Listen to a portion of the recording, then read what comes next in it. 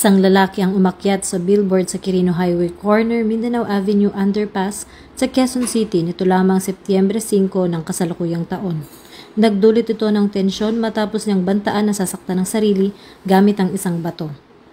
Mabilis naman na rumisponde ang mga pulis na pinamunuan ni Police Captain Darwin Pua.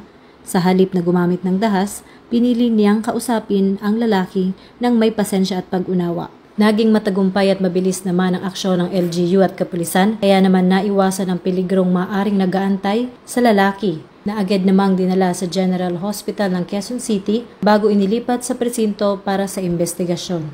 Pinuri naman ni Acting Chief PNP Police Lieutenant General Jose Melencio Nartatis Jr. ang ginawang malasakit ng mga pulis. Ayon sa kanya, hindi lamang pagpapatupad ng batas ang tungkulin ng pulis, kundi pati na rin ang pagligtas ng buhay. Muli, nananawagan ng PNP sa publiko maging mapagmatsyag at agad i-report ang ganitong mga sitwasyon sa mga otoridad. Para sa agarang tulong, tumawag sa 911.